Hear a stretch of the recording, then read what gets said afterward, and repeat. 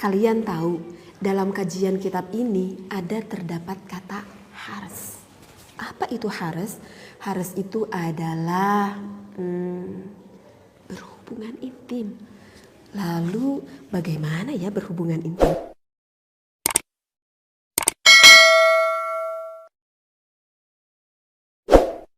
Bismillahirrahmanirrahim. Assalamualaikum warahmatullahi wabarakatuh. Bismillah, alhamdulillah, wassalatu wassalamu ala rasulillah. Mari kita lanjutkan kembali pengkajian kitab Fathul Izar untuk yang keduanya ya. Bismillahirrahmanirrahim. Fahadhihi kurasatun saghirun. Ini adalah buku yang kecil. Hajmuha yang juga kecil bentuknya, latifun syakluha dan juga kecil formatnya. Jalilun qadruha tetapi agung pangkatnya. Azimun naf'uha yang besar sekali manfaatnya. Tashtamilu yang mencakup ala fawaida muhimmatin tata'allaku bi ba'di malin nikahi. Yang mencakup tentang beberapa faidah yang penting yang berhubungan dengan sebagian apa yang ada di dalam nikah. Minal harsi, dari jima'. Wa asrari awqatihi wa tadbirihi, dan juga cara serta rahasia dan juga waktunya melakukan jima'. Wa ma li hilqatil abkari minal ajaibi wal asrari, dan juga akan menerangkan sebagian dari sifat keperawanan dan juga nanti ada rahasia waktu kita melakukan jima'. Jama'atuha wal taqattuha wa naqaltuha, aku kumpulkan dan aku tukil semua keterangannya ini min fuhulil ulama'i, dari para pembesar ulama, warrijali, dan orang-orang yang mulia. Mannahumullahu ta'ala binailil fauzi wal ifdali, semoga Allah memberi kepada mereka meraih keberuntungan dan anugerah yang banyak. Wasamaituha, dan aku beri nama buku ini bi Fathul Izari, dengan nama Fathul Izar, artinya adalah membuka sarung. Fi kashfil asraril awqatil harsi, dalam menyingkap beberapa rahasia waktu kita melakukan jima'. Wa hilqatil abkari, dan penciptaan perawan. Wallahu ta'ala, dan hanya kepada Allah ta'ala, nas'alu, aku meminta, kata yang mengarang ini kitab ya, ayyaj'alaha, semoga dijadikan kitab ini nafi'atan, buku yang bermanfaat, lana untukku, wal ikhwani dal muslimina, dan juga untuk saudara-saudaraku umat Islam. Wa yaj'alaha, dan dijadikannya kitab ini dakhiratan lana, sebagai simpanan yang baik untukku, wali walidina, dan juga kedua orang tuaku, yauma la yanfa'u malun wala banunun, di mana pada hari itu tidaklah berguna harta dan juga anak. Illa man atallahu biqalbin salimin, kecuali orang-orang yang datang kepada Allah dengan hati yang bersih, yang selamat gitu ya. Min afatil qalbi, dari segala penyakit hati, wasu'idz dzununi, dan juga buruk berprasangka kepada Allah. Nah, mungkin itu kitab yang saya baca ya, lughawinya, maka akan saya sedikit diterangkan apa yang sudah saya baca barusan. Fahadhihi kurasatun saghirun. Kata yang mengarang ini kitab, siapakah yang mengarang ini kitab? Yang mengarang ini kitab ini adalah ulama dari Pasuruan ya. Jadi yang mengarang ini kitab itu asli ulama dari Indonesia, yaitu karangan oleh Kiai Haji Abdullah Fauzi. Menurut beliau ini merupakan kurasah yang kecil ya, buku ataupun kitab yang sangat kecil sekali. Bisa kita lihat ini kecil sekali ya, bahkan cuman hanya ada sampai 16 halaman saja.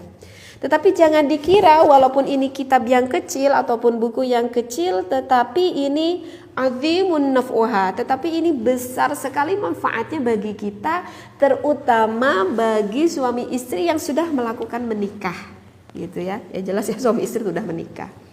Kenapa? Karena kitab ini nanti tashtamilu akan lebih spesifik membahas minal harsi, dari dari jima, Kalau yang nggak ngerti jima itu apa ya? Arti dari jima itu adalah berhubungan intim. Jadi kitab ini nanti akan lebih spesifik membahas tentang berhubungan intim, waktunya yang baik, dan adakah gerakan-gerakan yang gimana gitu ya, yang berhubungan ataupun yang dikaji di dalam agama, sehingga jangan sampai nanti kita melenceng keluar dari agama seperti itu. Nah, jadi memang kitab ini sih lebih spesifik ke sananya aja gitu. Jadi nanti kitab ini tidak terlalu luas di dalam pembahasannya seperti itu. Namanya juga kan saghirun, buku yang sangat kecil. Jadi walaupun kecil ini sangat besar sekali manfaatnya. Kemudian apakah boleh bagi kita misalkan para gadis ataupun para pemuda yang belum menikah untuk mengkaji kitab ini? Maka jawabnya menurut saya boleh sekali ya. Boleh sekali selama para pemuda ataupun para gadis yang sudah cukup umur dewasa untuk memahami akan ilmu ini gitu ya.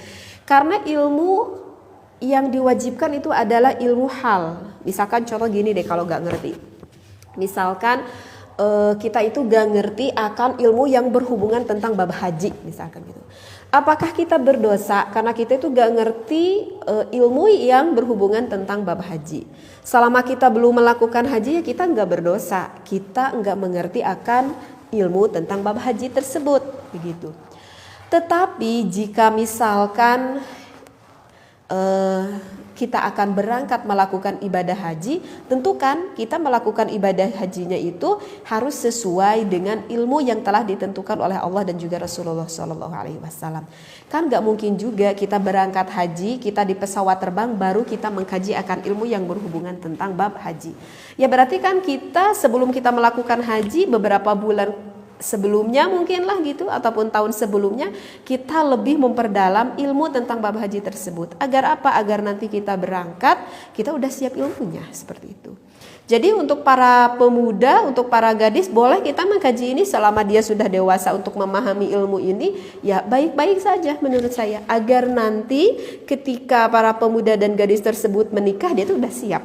Udah siap apanya? Udah siap ilmunya dong yang sesuai yang ditentukan oleh agama Islam seperti itu. Jadi pembahasan yang sekarang saya kaji ini belum ke pembahasan inti ya. Jadi masih muqaddimah yang dikatakannya.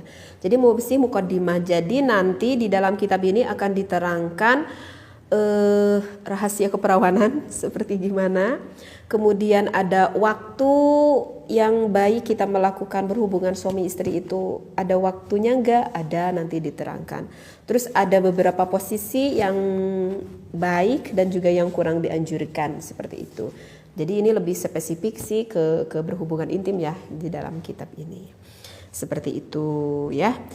Nah, menurut pengarang ini kitab beliau berdoa kepada Allah dan juga mendoakan kita.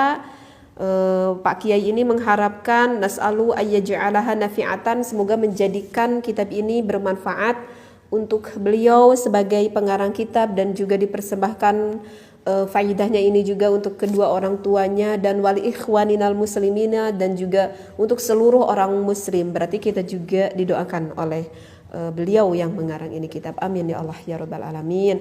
Mudah-mudahan dengan berkahnya kita mengkaji kitab ini kita tersyafaati oleh beliau ya yang sebagai pengarang ini kitab seperti itu. Yang mana kita itu yauman la yanfa'u malun wala banunun, yang mana tidak akan ada kemanfaatan baik harta baik anak sekalipun. Kapan tidak akan ada manfaat harta dan anak sekalipun? Yaitu ya jelas itu yaumul qiyamah, yaitu pada hari kiamat.